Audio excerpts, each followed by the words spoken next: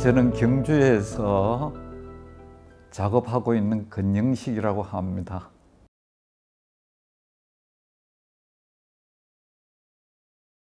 (70년대는)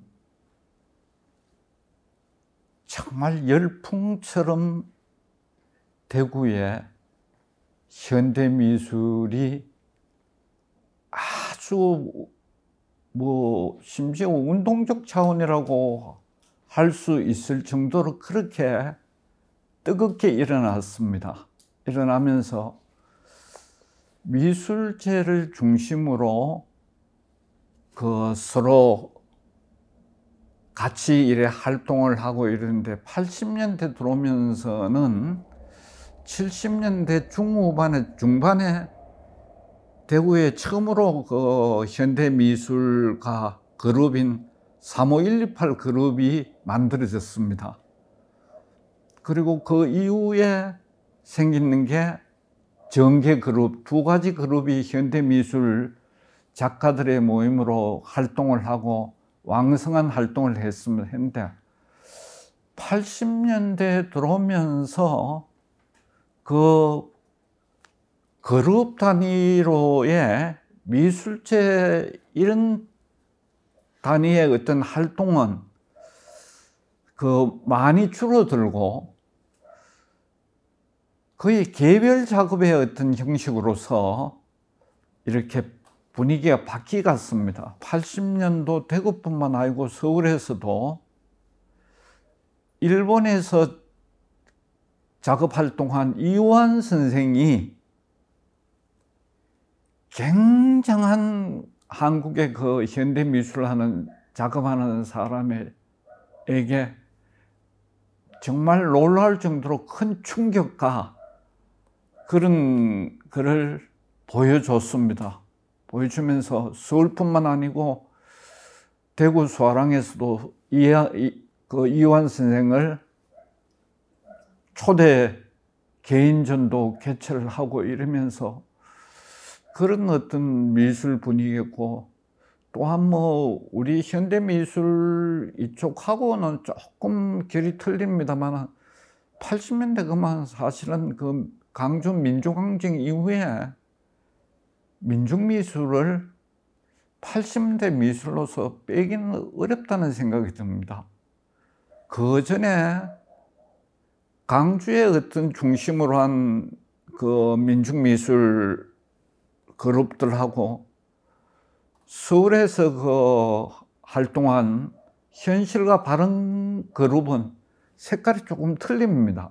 틀린데 80년대라 그만 민중미술을 뺄 수가 없었고, 또한 어느 한쪽에는 그것이 큰 영향력을 발휘하지는 못했는데 현대미술이라는 이름으로서 서양의 어떤 미술이 직수입되고 그것이 한국 미술계를 거의 주름 잡다시피 이러면서 반성 아닌 다른 쪽, 수묵화하는 쪽에서 송수남 선생이 중심이 된 수묵화 운동이 한번 일어났습니다.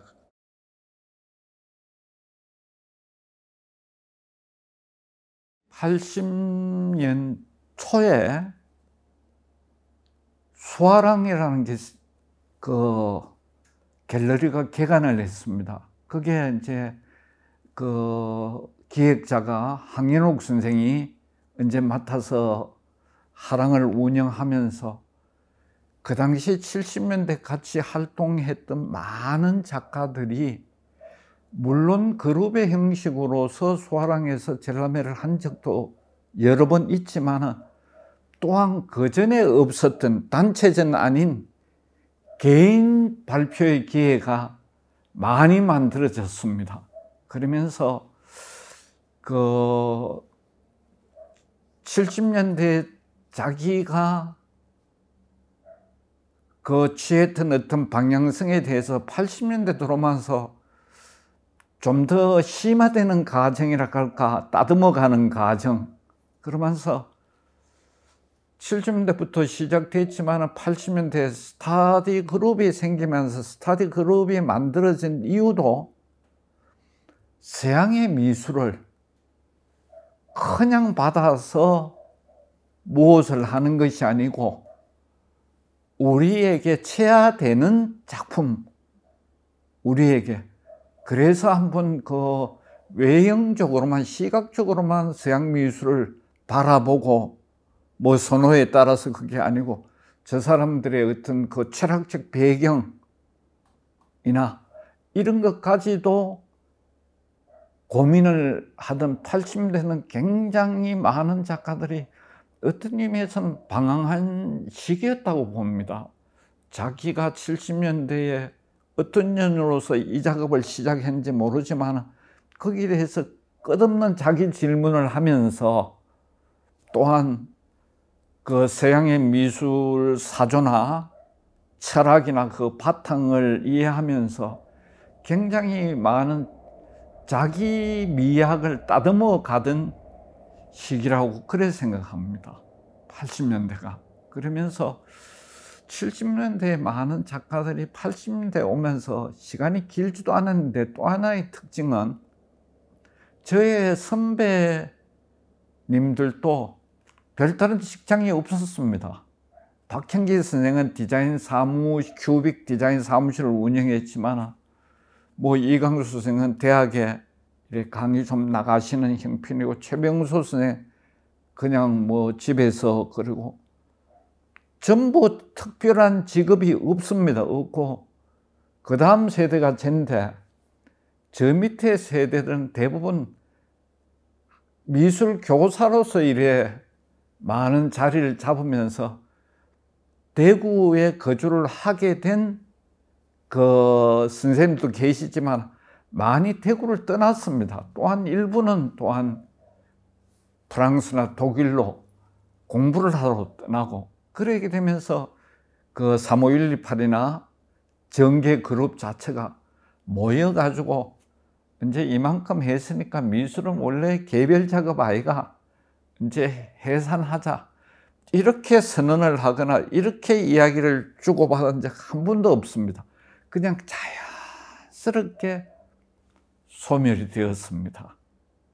그게 제 기억 속에 있는 그 80년대 대구 미술입니다. 또한 서울하고 연결을 시킨다 그만 대구에 있는 정계 그룹이나 등등의 작가들이 서울에 있는 그룹하고 서로 연합을 해가지고 초대를 받기도 하고 저희들이 또 초대를 하기도 하고 같이 제법 여러 번 합동 전람회를 했고 또한 심지어 어느 날은 그때 그 스터디 그룹한 이교준 씨 그 조그마한 작업실이었는데 서울에서 민중미술 하는 그룹에서 대구의 현대 미술 작업하는 사람이 워낙 그 이념이나 색깔이 강하니까 토론을 한번 하자고 여러 명이 대구를 방문했습니다. 그래서 이교준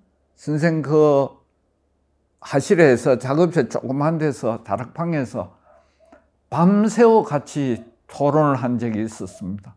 결국 그 민중미술에 찾아온 거는 같이 작업을 한번 했으면 했는데 결국 우리 세계에서는 민중미술을 무조건 놓고 거부한 것이 아니고 선생님들이 하는 작업 민중미술은 그대로 하시는 분은 하시고 또한 모든 미술이 정말 자유선택의 의지인데 어떻게 미술이 한 방향 쪽으로 민중미술만 쏠 이것도 바람직하지 않는 거 아닙니까? 이래가지고 그렇게 밤새워 이야기한 적도 기억이 납니다. 그럴 때도 우리 쪽에서 대표 주자는 항 선생이었어.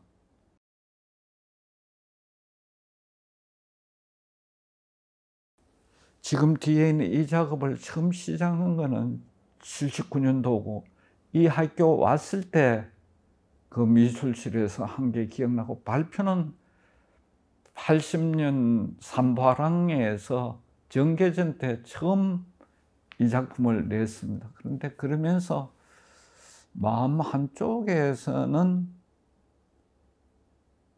그 당시 80년 초에 일어났던 민중미술을 제가 선택하지는 않았지만은 굉장히 마음속에 그 고민이 많았습니다. 평면 이 작업하고 실크스크린 판화 작업을 제법 했습니다.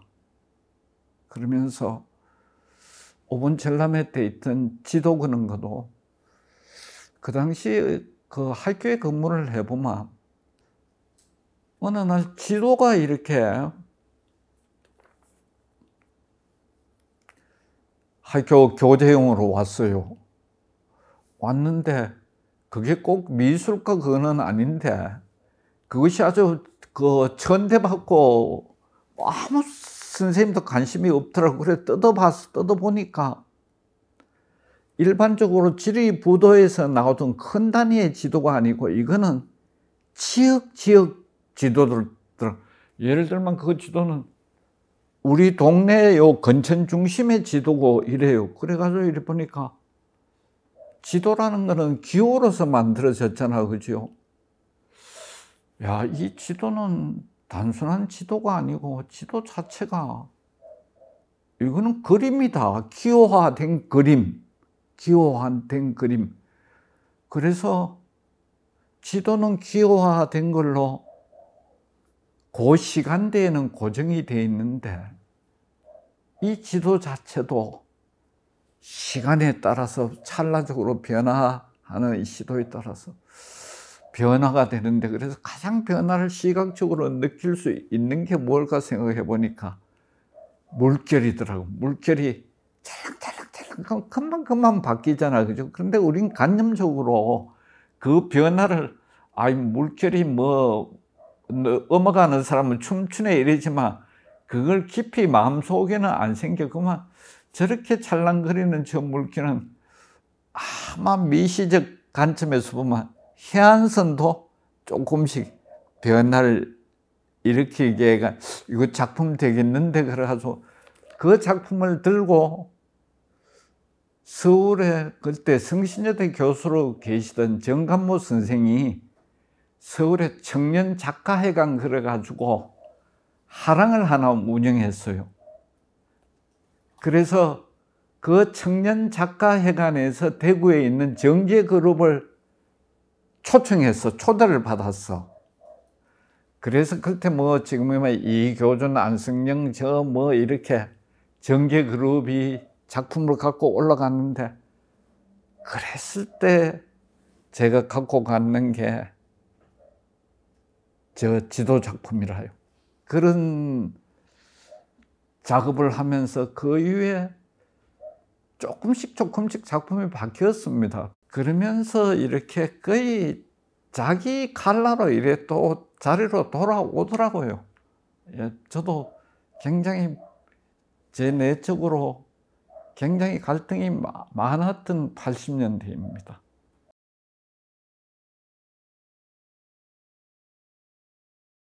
황 선생이 다녔던 학교는 서라벌 예대거든요. 서라벌 예대의 미술대학 그 학풍은 99.99%가 그 사실주의 계열입니다. 서울에 그 요사이도 그 그룹이 있는지 모르지만 모구회라고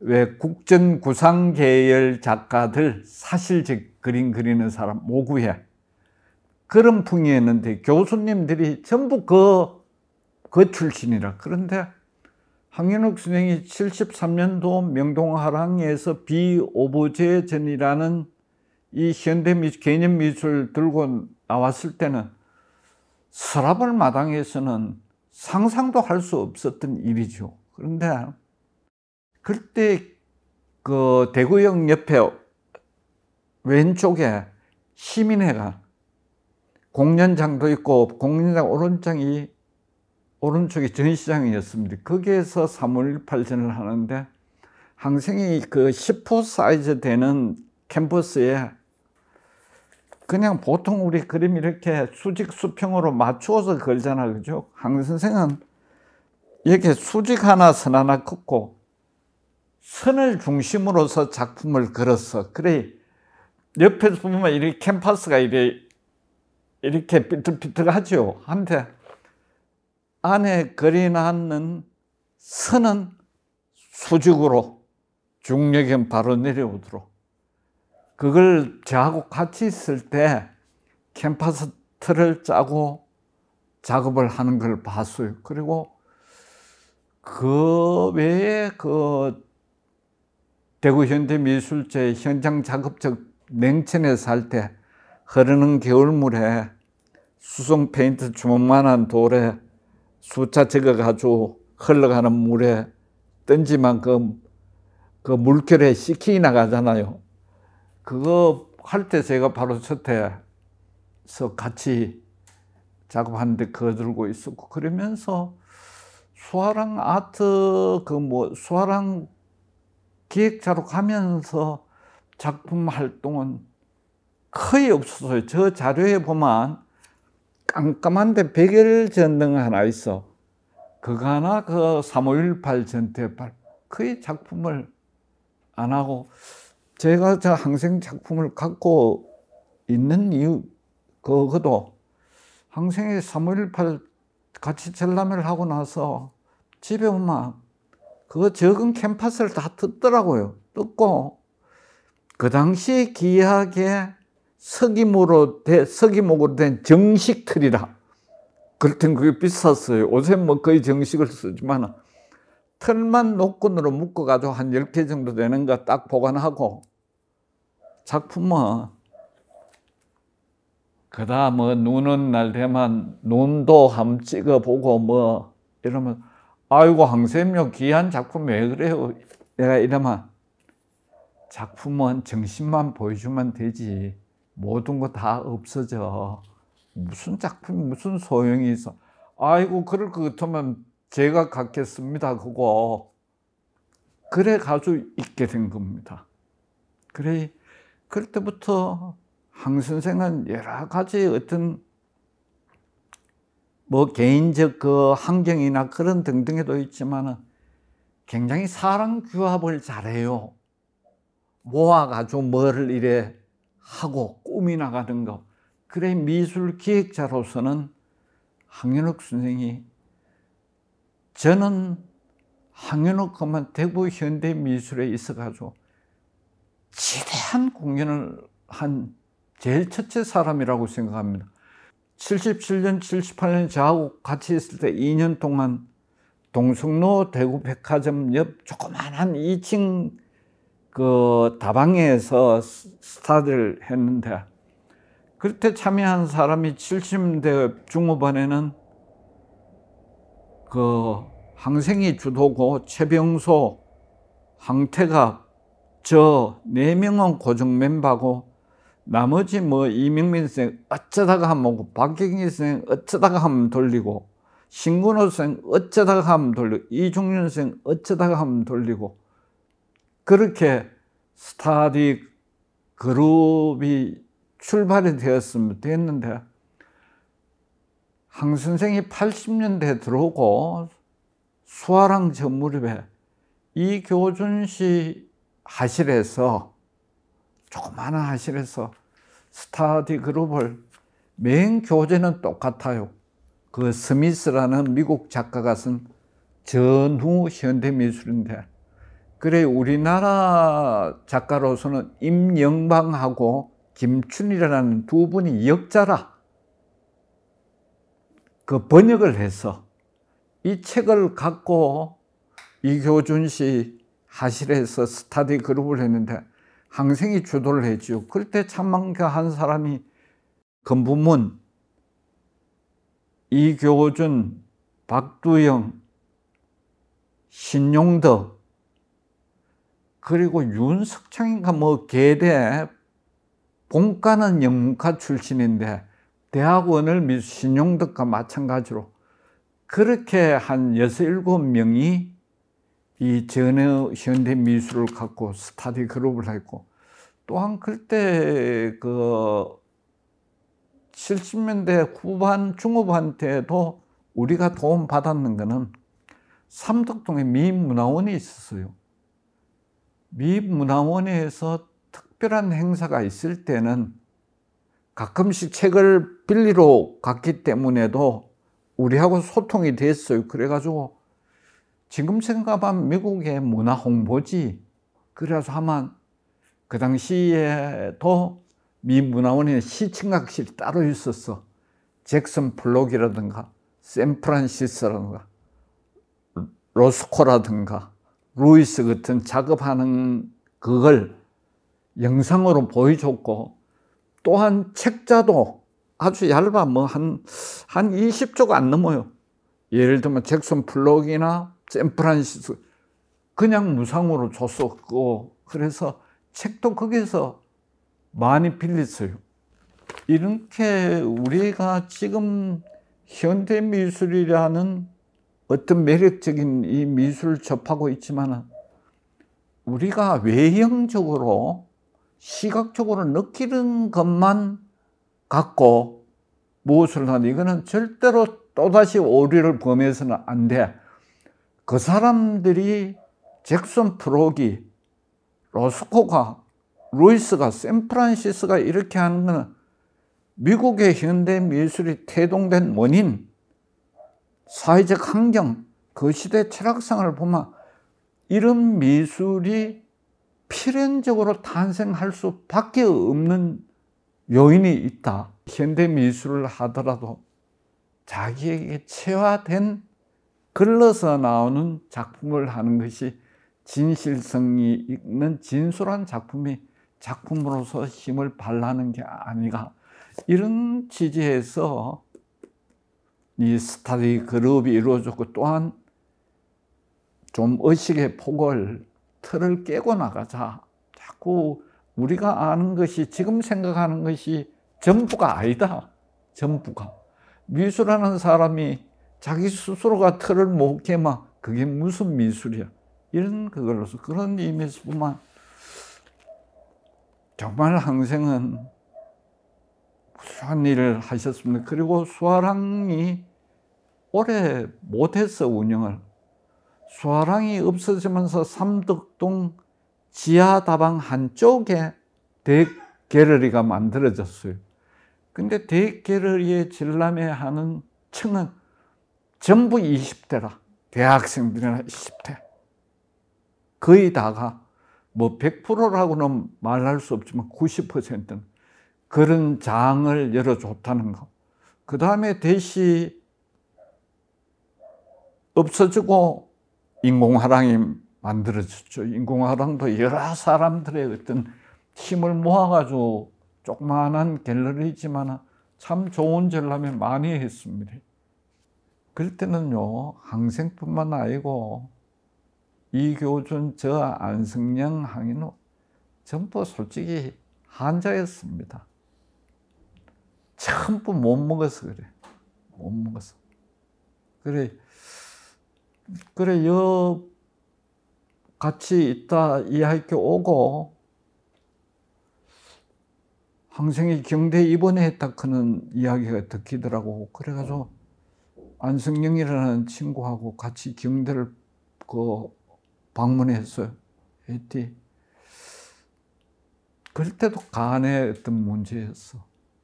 요새 건생은 어떤 작업하고 있노? 하더라고. 그래가지고 매일 이렇게 점 작업하고 있다니까. 그 작업 열심히 해봐. 그 아주 통수가 있는 작품이야. 그거 이렇게 한 게 기억이 납니다. 그래, 항생이 굉장히 고생을 많이 했어요. 많이 하다 지인의 도움을 받아가지고 대학로에 인공화랑을 만들어서, 인공화랑 해가지고 그것도 상업화랑도 아니고, 그 도날드 주도 이렇게 초대해가지고 전람회를 했는데, 그거는 완전히 돈을 퍼붓는 거걸랑요. 일반 그 당시에 상업화랑으로 유명한 서울에서 현대화랑 이런데 꿈도 못 꿀 시절이었어요. 그런데 결국 그 대학로의 인공화랑도 오래 경영난으로 뭐하고 그 자리에 카페를 만들었어. 그래서 그 카페로서 사업에는 돈을 좀 벌었어요. 그래 갖고 대전의 비비, 저 대전의 비비 갤러리 겸 카페 걸랑 거의 완공 단계 무렵에 항생님이 하늘에 별이 되고 난 다음에 제가 그 대학로 인공 참 하랑이 바뀌지만은 그 동네를 찾아가서 진짜 뜨거운 눈물이 납니다.